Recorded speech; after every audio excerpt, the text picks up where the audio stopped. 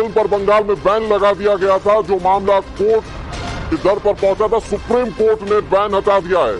Supreme court की टिप्पणियां पहले भी सामने आई थी, जिसमें यह पूछा गया था कि आखिर क्यों इस फिल्म को दिखाया नहीं जा रहा। हालांकि राज्य सरकार ने अपना पक्ष रखा था, लेकिन अब यह बड़ा फैसला सुप्रीम कोर्ट ने द केरला स्टोरी पर बंगाल में लगा बैन हटा दिया।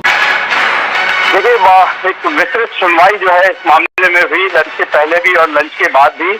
और सुप्रीम कोर्ट का ये रुख साफ था कि अगर एक फिल्म पूरे देश में दिखाई जा रही है तो फिर उसे पश्चिम बंगाल में क्यों नहीं दिखाया जा सकता है।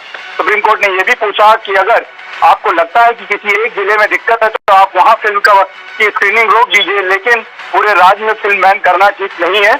और इसी को आधार बनाकर सुप्रीम कोर्ट ने कहा कि फिलहाल वो पश्चिम बंगाल और इसके अलावा तमिलनाडु में भी जो बैन जो फिल्म नहीं दिखाई जा रही उसमें जो है वो फिल्म दिखाई जाए। हालांकि तमिलनाडु सरकार ने कहा कि उन्होंने अपनी तरफ से कोई बैन नहीं लगाया हुआ है। इस पर सुप्रीम कोर्ट ने कहा कि आप पर्याप्त सुरक्षा की व्यवस्था कीजिए ताकि फिल्म देखने लोग जो है वो आसानी से आ सकें। तो ये बड़ा झटका एक तरीके से बंगाल सरकार को, क्योंकि वो लगातार अपने ऊपर ना लेकर वहां पर जो ऑनर चलाते थे इस तरह के थिएटर्स, उन पर ठीकरा फोड़ रहे थे। ये बंगाल सरकार के लिए एक बड़ा झटका है। जरूरत पड़े तो उन्हें प्रेग्नेंट करो।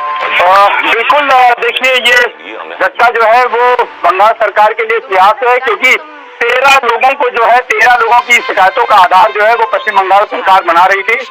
सुप्रीम कोर्ट ने कहा कि अगर कुछ लोगों के लिए ये फिल्म जो है वो देखने के लिए वो उसे असहिष्णु मानते हैं खुद को, या उस फिल्म में दिखाए गए कंटेंट से वो सहमत नहीं है, तो इसका मतलब ये नहीं है कि किसी एक पूरी फिल्म को बैन कर दिया जाएगा। और अगर ऐसे ही लोगों की असहिष्णुता को में रखकर सरकार फिल्में बैन करने लगी तो आने वाले समय में लोग जो है या तो सिर्फ जो है कार्टून देख पाएंगे या फिर खेल देख पाएंगे, स्पोर्ट्स देख पाएंगे। और कोर्ट का कहीं ना कहीं ये मानना था। सबसे बड़ी बात यह कि अगर एक कोई फिल्म जो है जिसे सेंसर बोर्ड द्वारा सर्टिफिकेट देकर पास कर दिया गया है, उसके बाद ये राज्यों की जिम्मेदारी बनती है कि वो फिल्म की स्क्रीनिंग के लिए पर्याप्त सुरक्षा व्यवस्था जो है वो सुनिश्चित करे। और कोई राज्य सिर्फ इस बात से पीछे नहीं हट सकता है कि फिल्म जो है नहीं दिखाई जा सकती है। पश्चिम बंगाल की तरफ से पेश हुए वकील अभिषेक मनु सिंघवी का कहना था कि हमारे पास इंटेलिजेंस रिपोर्ट है, फिल्म शुरुआत में 3-4 दिन दिखाई गई, लेकिन ये माना जा रहा था कि कुछ ऐसे ग्रुप हैं, ऐसे लोग हैं जो फिल्म का विरोध कर सकते हैं और ऐसे में कानून और व्यवस्था की स्थिति जो है वो पश्चिम बंगाल में बिगड़ सकती है।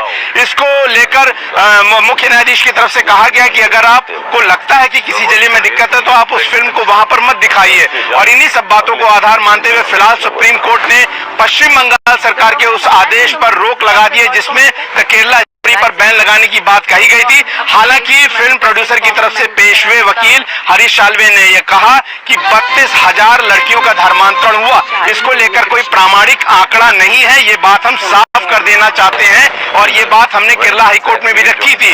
और जो सिनेमैटिक लिबर्टी होती है, यानी कि फिल्म बनाने के लिए एक सिनेमैटिक लिबर्टी कोई भी प्रोड्यूसर डायरेक्टर लेते हैं, उसका इस्तेमाल किया गया है। हालांकि बार बार पश्चिम बंगाल और तमिलनाडु सरकार की तरफ से बात उठाई गई कि जब आप फिल्म को दिखाने में ये शुरुआत में कहते हैं कि ये सत्य घटनाओं पे आधारित है, फिर उसके बाद आप कोर्ट में आके कहते हैं कि इसके कोई प्रामाणिक आंकड़े नहीं है, ये आपका इंटेंशन बताता है।